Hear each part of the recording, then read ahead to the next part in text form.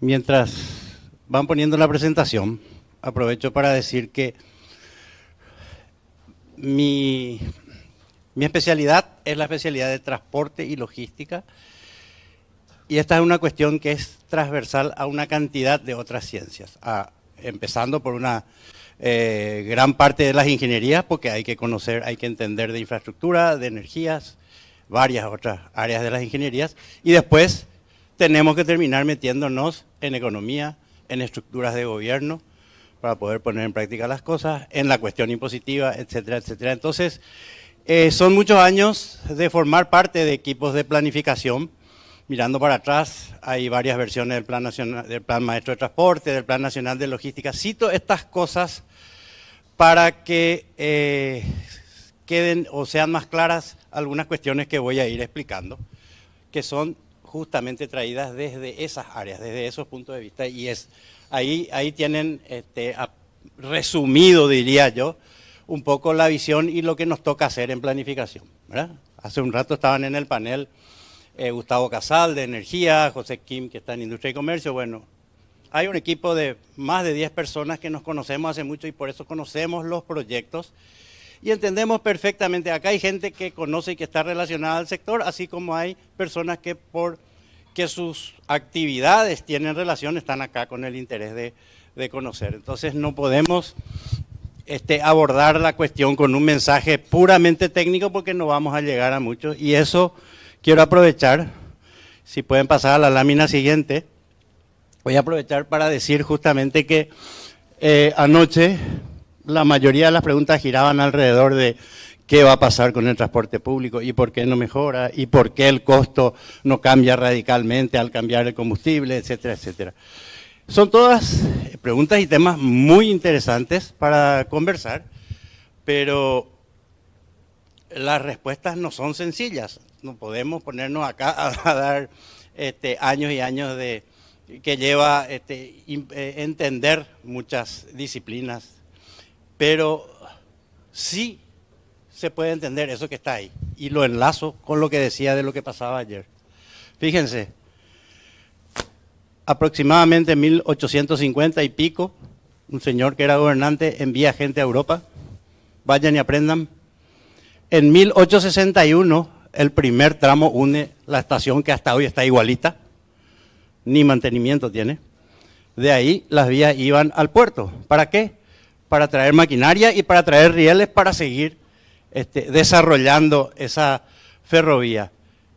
En menos de 4 años llega la guerra y esa ferrovía había llegado casi a 70 kilómetros de Asunción, con sus estaciones construidas.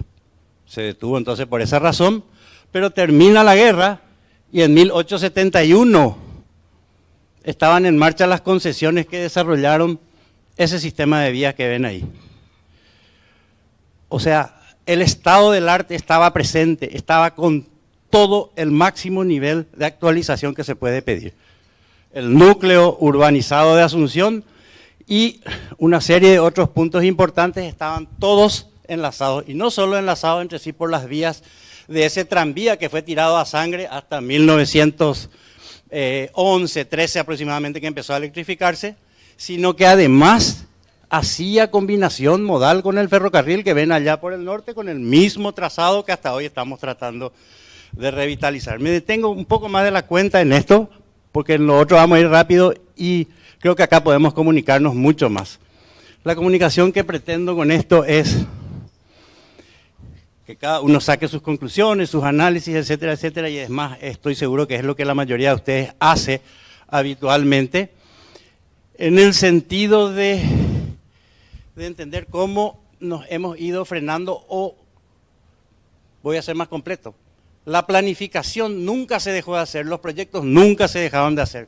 En lo que la sociedad dejó de ser eficiente es en la materialización de las cuestiones. Sí, la sociedad se volvió más compleja y quizás alrededor de eso están las razones por las cuales cuesta tanto materializar.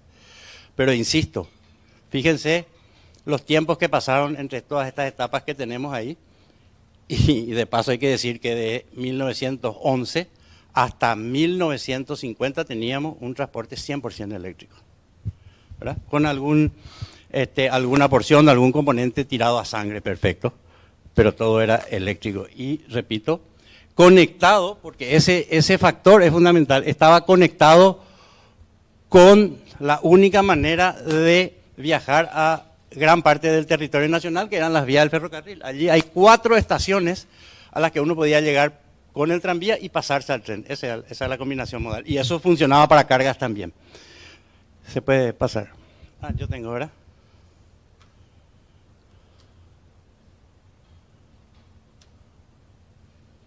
¿Esto?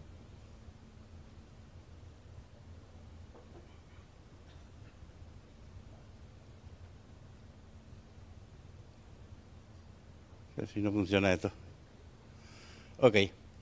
Bueno, voy a ir muy rápidamente en lo que es urbano, porque después quiero llegar a unas cuestiones más generales. Se puede pasar a la siguiente, sin problema. Solo voy a decir que el tema o una parte importante de lo que este foro trató ayer y vuelve a tratar hoy es donde se juntan toda la cuestión de la energía, del transporte, y hay que entender que el transporte sostenible es, por supuesto, en el ámbito urbano y para las personas, pero con el mismo nivel o difícil decir cuál tiene más peso, está toda la cuestión de cargas o de la logística, ¿verdad? Todas las cadenas de producción en las que muchas de las personas que están acá o que nos están escuchando están involucradas y por donde pasa la razón que hace que esto les interese tiene mucho que ver con aquello. Pero, repito, que solo quería, con esta y otras 2 láminas que vienen después, dejar el mensaje, porque no hay tiempo para desarrollar el tema, de que el desarrollo del ámbito urbano tiene una relación indivisible entre la planificación del transporte, la planificación del territorio, de las áreas verdes.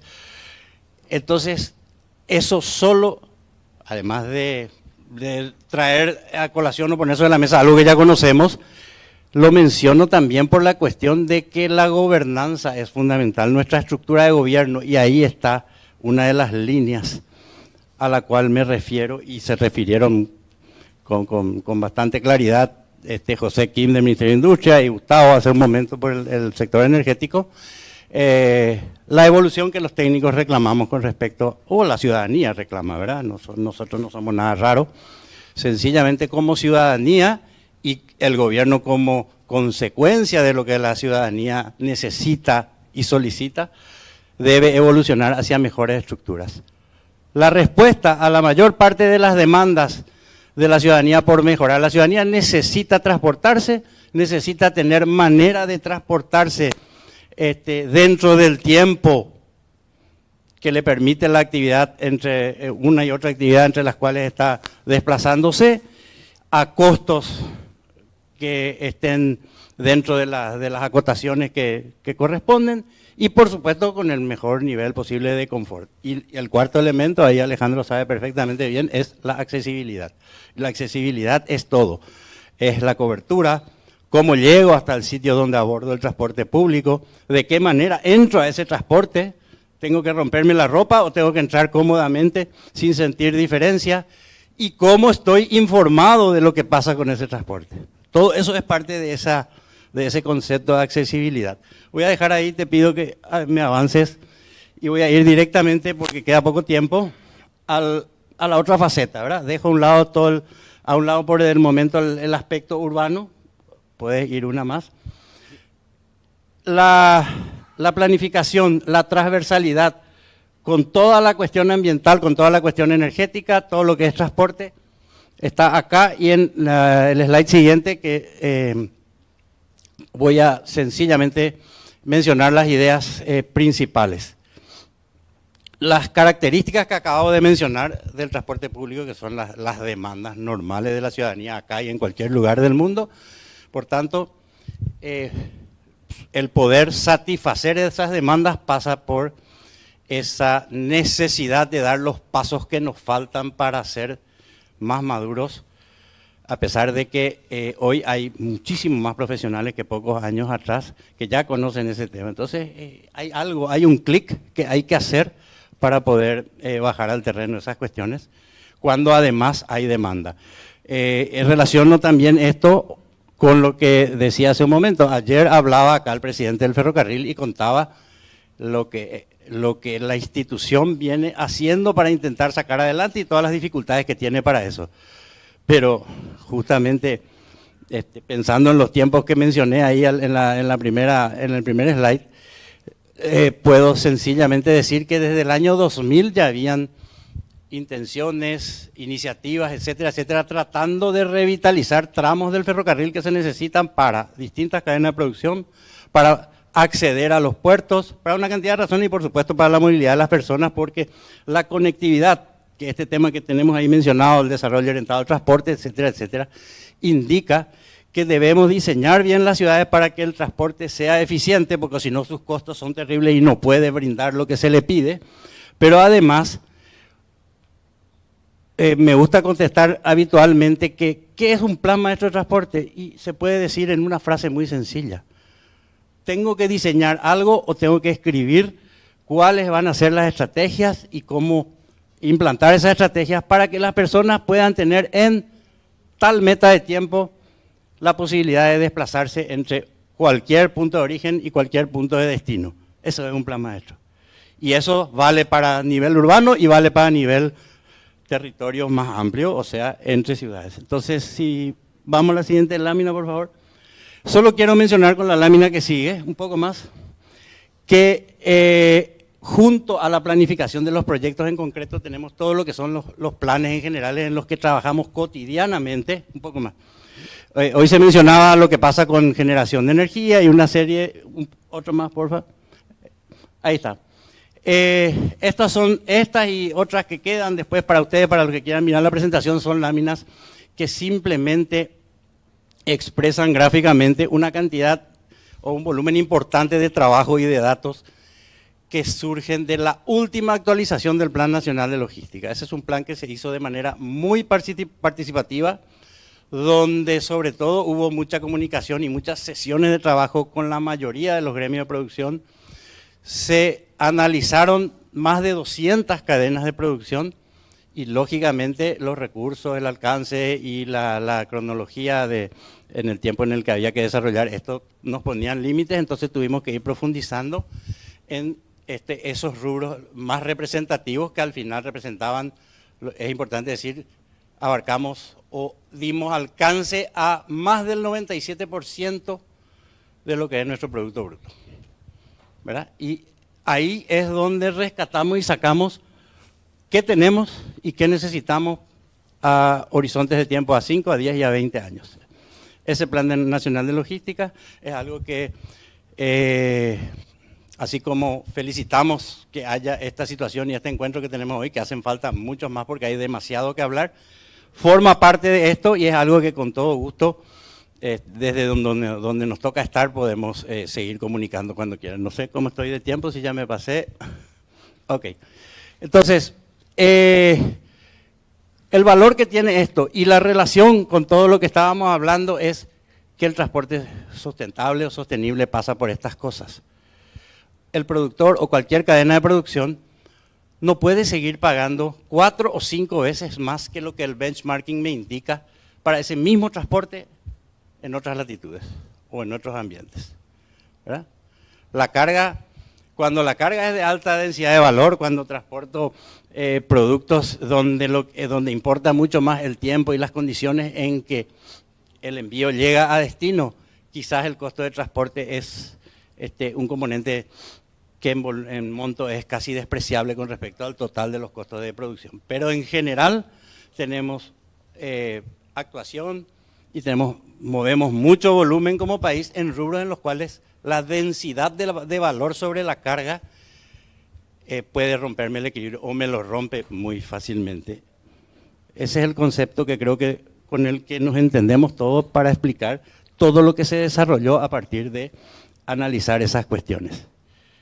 Y el transporte sostenible nos trae una cantidad de ventajas que pasan por la cuestión costo y adicionalmente nos trae las ventajas ambientales, y la ventaja estratégica como política económica y monetaria nacional cuando pasamos a consumir un tipo de energía en la cual somos los formadores de precios y no los tomadores como nos pasa con los hidrocarburos. La sustitución evidentemente no va a ser de la noche a la mañana, se va a dar gradual. Uno de los rubros que se reveló como muy fuerte en esto que estoy mencionando es los biocombustibles, y los biocombustibles nos van a ayudar muchísimo. Ojalá pudiésemos tener el sueño mágico como hecho realidad de tener mañana todo movido a energía eléctrica, pero sabemos que no es posible. Entonces, en esa gradualidad hay una cantidad de elementos que sí nos van a ayudar. Lo dejo aquí de momento transmitiendo de que desde el sector oficial, en los equipos de técnicos hay una cantidad importante de cuestiones que transmitir sobre todo. El Estado no abarca o transmite quizás muy débilmente esas cosas, y estos son los ambientes importantes para esas cosas y ojalá se repitan muchas veces. Gracias.